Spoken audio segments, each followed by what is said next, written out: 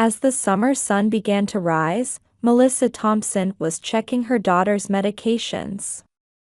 She carefully opened the prescription bottles from the hospital and sorted a week's worth of pills into a small medication case while calling out, "Emily, breakfast is ready."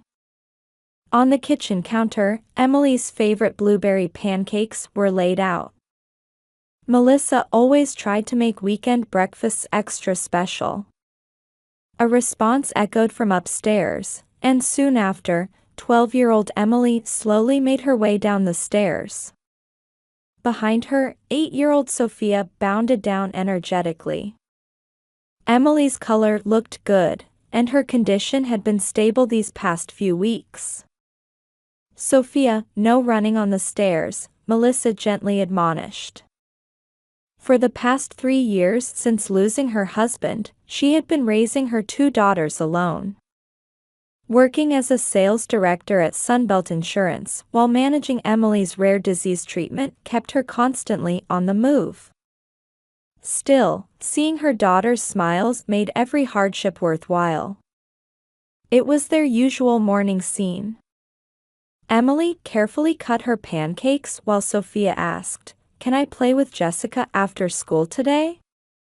Melissa sipped her coffee and replied, "After you finish your homework." Since Thomas's passing, she had come to deeply appreciate these ordinary morning moments. After Emily finished taking her medicine, Melissa said, "I'm heading out a bit early today. I have an appointment with Grandma." In truth, she was going to drop off VIP Disney World tickets with her mother, Barbara. She wanted it to be a wonderful surprise for the girls and hoped it might help improve her relationship with her mother. Barbara Wilson lived in an upscale Winter Park neighborhood with her wealthy husband, who ran a successful real estate business. A country club regular who never missed Sunday Methodist church services, she held conservative values and particularly frowned upon the term single mother. She often said, "In our generation, families stayed together no matter what." Melissa's sister Rachel was the apple of their mother's eye. Now a mother of 10-year-old twin boys, Jack and Ethan, she lived in Winter Park like their mother and served as PTA vice president. Her husband Michael was a successful lawyer and a devoted family man. He always spent holidays with the children and was, in Rachel's words, the perfect husband. Mother had always doted on Rachel while being critical of Melissa.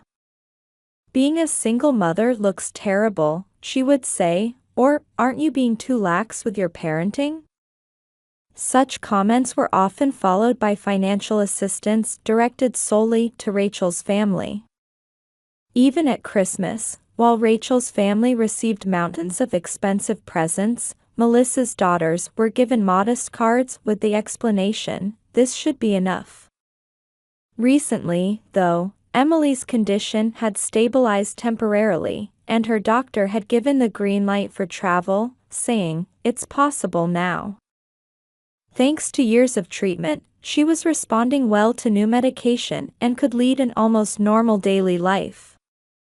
Melissa had booked VIP Disney tickets with special medical accommodations. It was supposed to be the perfect memorable experience for the whole family. Staring at the tickets, Melissa thought this might be a chance to restore family bonds. She wanted her mother to embrace her role as a loving grandmother. Through Emily's illness, she hoped her mother would realize what truly mattered. With these thoughts, she drove toward her mother's house. The Florida morning in late July was already humid. Families were beginning to line up in front of Walt Disney World's main entrance plaza, waiting for the park to open. In the flower beds leading to Magic Kingdom's entrance, Mickey-shaped petunias of various colors bloomed brilliantly in the morning mist. At 9 a.m., Melissa waited at the meeting spot with her daughters. Emily wore a white sundress with a straw hat, while Sophia was dressed in a light blue Disney princess dress. Both girls gazed up at the castle's spires with excitement. Melissa finished yet another temperature check, confirming Emily's condition. "How are you feeling? Are you okay?" "Yes, I'm fine. I can't wait to go in." Emily's voice held an excitement rarely heard from her. During 3 years of treatment, she hadn't even been able to visit amusement parks with friends. How long she must have waited for this day. That's when Barbara appeared. Her blonde hair was styled more meticulously than usual, wearing what appeared to be a summer dress from an expensive boutique. There was something smugly satisfied in her profile. "Good morning, Melissa." "Emily, Sophia." Barbara's voice carried an unusually high pitch. Surprisingly, Rachel appeared behind her with the twins, and even Michael had managed to come despite his work schedule. Rachel wore the latest designer sunglasses, while twins Jack and Ethan sported matching superhero t-shirts. "Oh, everyone came?" A hint of confusion mixed in Melissa's voice. Her mother hadn't mentioned anything when she had handed over the tickets. "Yes, let's all enjoy it as a family," Rachel answered with what seemed like a knowing smile. Michael looked somewhat confused as he checked his phone. He was supposed to have an important meeting in the afternoon. Why was he here now? Had his wife told him something? The crisp morning air gradually grew heavy. Barbara clutched the envelope containing the tickets preciously, as if harboring some special secret. "Everyone, gather round." Barbara pulled out the envelope triumphantly. Her gesture hinted at some hidden agenda. "Mom, what about the surprise for the children?" When Melissa spoke up, Barbara twisted her lips into a smile. "Yes, it's a surprise. But I made some changes." Rachel put her hands on the twins' shoulders, giggling. "Children, Grandma has good news." Her voice carried a somewhat victorious tone. Around them, families continued to gather. Children wearing Mickey ear headbands, tourists munching on cinnamon rolls for breakfast. Everyone was looking forward to the start of a fun day. Yet around Melissa's family, an unnatural tension hung in the air. Just as they were about to present their tickets in the entrance line, Barbara spoke up with an expression as if settling an old score. "Actually, I changed the names on the tickets. Not for your children, but for Rachel's children." Those words cut through the morning air. "Thank you, Mom. The kids are just thrilled." Rachel's voice rang out unnecessarily loud. Melissa slowly took out her phone. The screen displayed her pre-booked digital tickets, VIP tickets with special medical accommodations. Tears welled up in Emily's eyes. She was clearly trying hard to hold them back. This special day she had looked forward to for months, the day that was supposed to reward her for enduring treatment. Sophia, being the younger sister, squeezed her sister's hand tightly. Though still young, she seemed to sense the gravity of the situation. The twin boys looked confused. Jack asked his mother, "Mom, what's going on?" but Rachel brushed it off with, "I'll explain later." Michael, returning from a work call, sensed the situation. His expression darkened. "What's going on here?" Barbara waved her hand elegantly, declaring, "Just a minor change," as if her actions were completely justified. Rachel sided with her mother. "I think Mom's decision is right. After all, Emily's not feeling well, is she?" At those words, Emily's shoulders trembled slightly. Melissa took a deep breath and said as calmly as possible, "Well then, shall we head to the entrance gate?" In the tense atmosphere, the group began walking toward the departure lobby. Near noon, Magic Kingdom's main entrance was overflowing with tourists. Under Florida's scorching sun, the serpentine line twisted and turned. Children's excited voices, smartphone camera shutters, and cheerful music from speakers all blended together. Emily stood quietly in line. Usually, the heat would make her feel ill, but today she was desperately enduring it. Sophia held her sister's hand, occasionally peering at her face with concern. "It's so hot." Barbara wiped her forehead with an expensive-looking handkerchief. She still gripped the envelope with the tickets. Rachel kept taking photos of the twin boys standing in front of her, while Michael checked his phone, clearly preoccupied with work matters. Finally, they reached the entrance gate. A young cast member holding a smartphone greeted them with a smile. Her name tag read Jessica. Barbara stepped forward proudly. "We have VIP tickets." Her gesture of removing tickets from what looked like a boutique envelope carried an obvious air of superiority. Jessica began checking the system. Then, her expression clouded slightly. "I'm sorry, but these tickets show as already being used digitally." The color drained from Barbara's face. "What? Please check again. These are legitimate tickets." Rachel hurriedly interjected. "This must be a mistake. These are the tickets Mom reserved." At that moment, Melissa quietly stepped forward. She took out her smartphone and displayed the screen. "These are the legitimate tickets. VIP tickets with medical accommodations that I reserved 3 months ago." Michael began to understand the situation. "I see. These were special tickets with medical accommodations for Emily's treatment." People around them began to sense what was happening. Mothers with children cast sympathetic glances at Emily. Barbara and Rachel's faces gradually turned red. Just then, another cast member appeared. Her name tag read Judy. She approached the group with a warm smile. "Please wait a moment, everyone. We'll handle this as a special situation."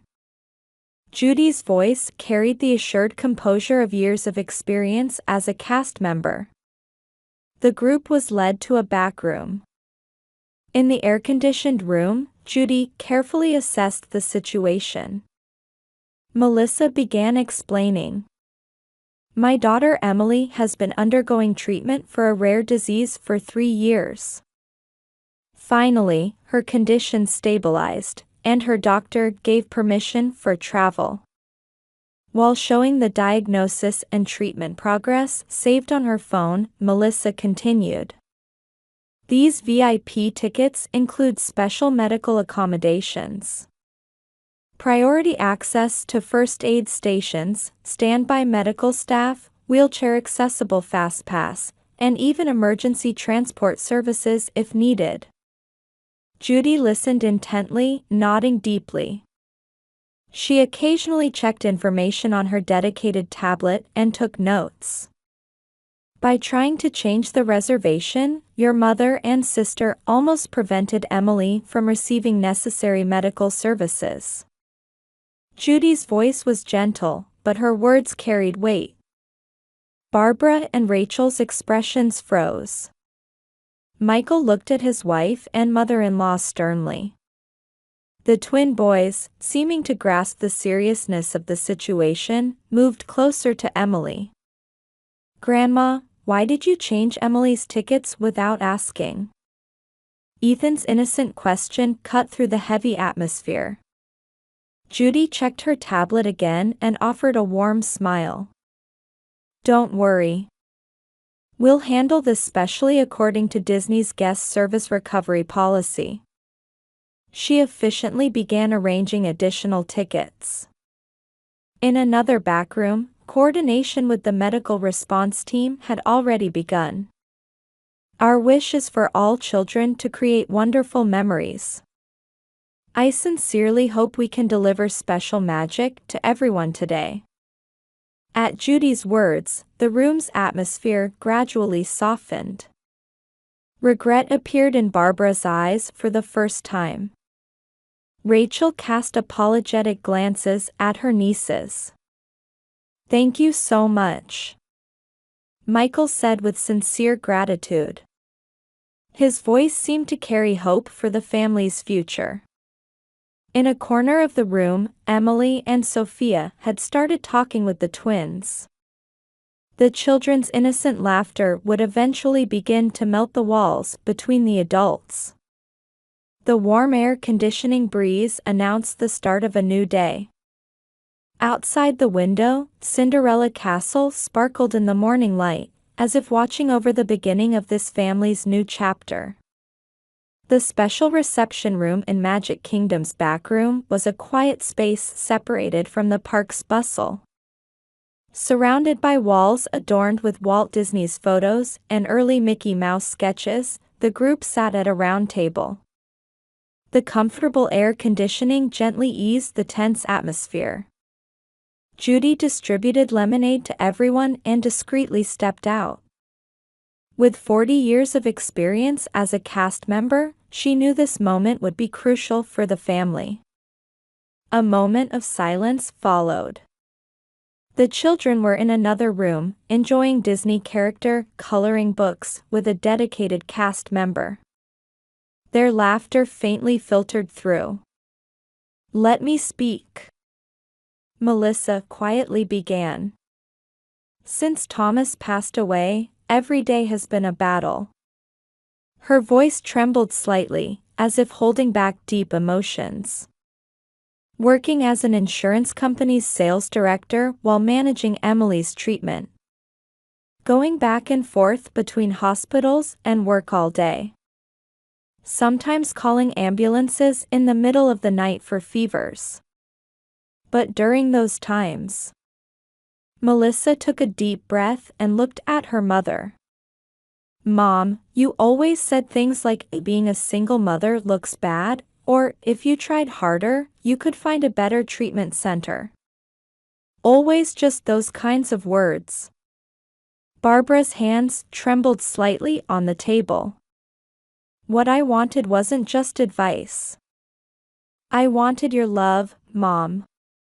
What Emily and Sophia wanted was the warmth of a normal grandmother. A tear rolled down Melissa's cheek. These Disney tickets. I entrusted them to you because I thought it could be a chance to repair our relationship. Michael quietly interjected. Let me say something too. His expression was more serious than his usual gentle demeanor. Yes, our family is financially blessed. But that's no substitute for love. What children really need isn't material luxury. Regret appeared in Rachel's eyes for the first time. The support she had taken for granted from her mother, she was finally realizing how it had hurt her sister's family. I'm sorry. Rachel's voice trembled. I only thought about myself. The children's toys, brand name clothes, expensive lessons. But Emily's illness. At that moment, Barbara slowly stood up. Michael supported her as she swayed slightly. Melissa. I was wrong. Barbara's voice was weaker than they had ever heard it. I was so focused on pride and appearances. I couldn't see what really mattered. Large tears fell from her eyes. Emily's illness, your struggles, I pretended not to see any of it. Because I didn't want to admit it. I was afraid of my perfect family image crumbling. Barbara walked unsteadily toward Melissa. Please, please forgive me. Mother and daughter shared their first true embrace after so long. Rachel joined them, their tears mingling together. Then the children returned. Emily and Sophia, Jack and Ethan. They held a huge family picture they had drawn together. Look. It's a picture of our family. Emily proudly held up the drawing. It showed Grandma, Mom, Aunt, Uncle, and cousins, all holding hands in a circle. Judy quietly opened the door and entered with a smile. Everyone, I've prepared something special. She unfolded a map. It showed a special route designed with Emily's condition in mind. Everything was carefully planned, from fast pass times to rest points and first aid station locations. I hope you can all create wonderful memories today.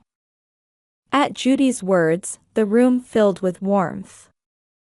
Outside the window, Cinderella Castle sparkled in the morning light, as if watching over the beginning of this family's new chapter. Looking at the picture the children had drawn, Barbara quietly made a vow. From now on, she would be a good grandmother in the true sense. She would face her family with genuine love, not appearances or pretense. Michael took out his phone and called his company. I'm spending today with my family. A simple statement, but it carried deep resolve. Hours after the morning's confusion, in this special room, the family was beginning to discover new bonds.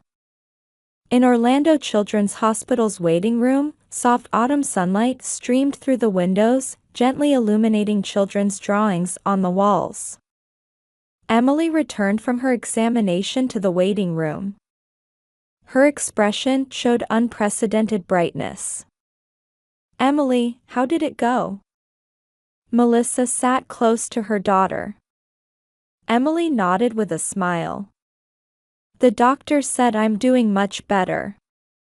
Barbara approached with coffee. Since the Disney incident 3 months ago, she had been accompanying them to weekly checkups. Her expensive brand name clothes had given way to a warm hand-knitted cardigan.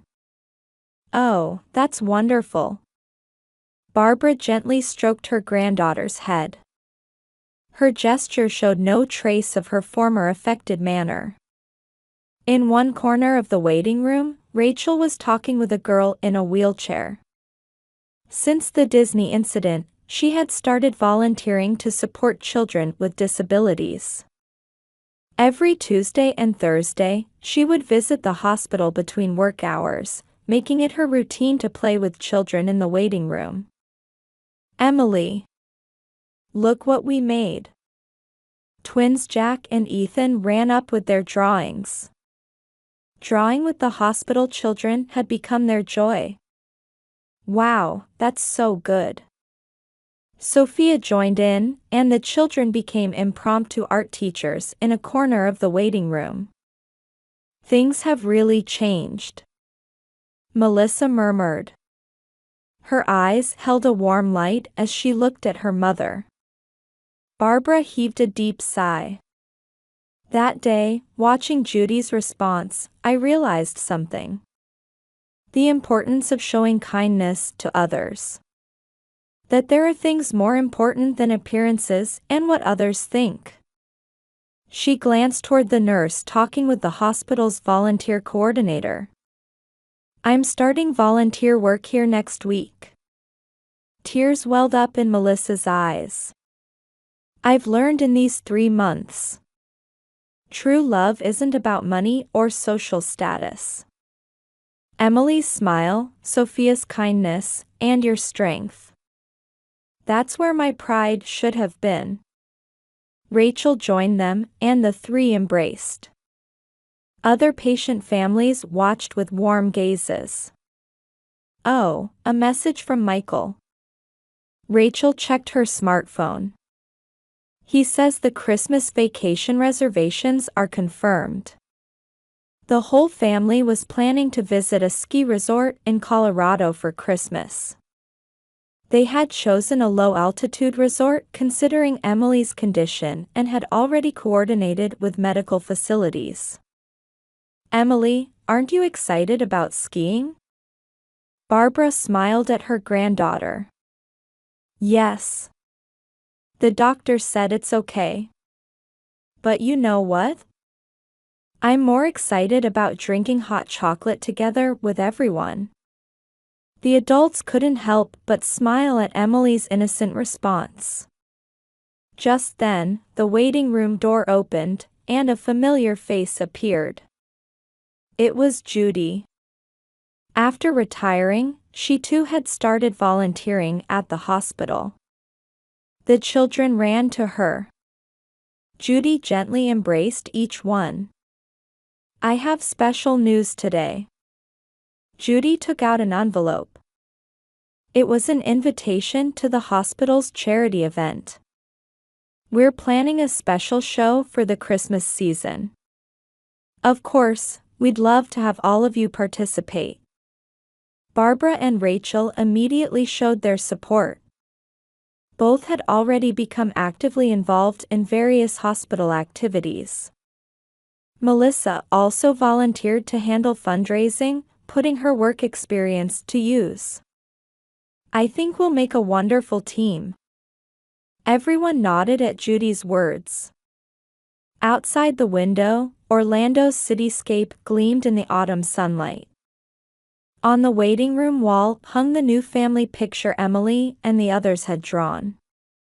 It showed everyone they had met, hospital staff, volunteers, and all the people they had encountered. Everyone holding hands in a big circle. Hey, Grandma. Emily snuggled close to Barbara. You know what? I want to become a doctor when I grow up.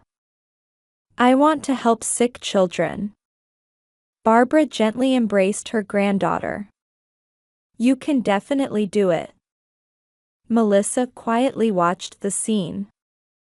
The incident at Disney World 3 months ago had indeed been a painful experience. But without it, perhaps they wouldn't have found this happiness. Family shapes sometimes change in unexpected ways. But sometimes those changes can create new bonds. Melissa now truly believed this. In the warm atmosphere of the waiting room, their new family story continued to unfold, quietly but surely.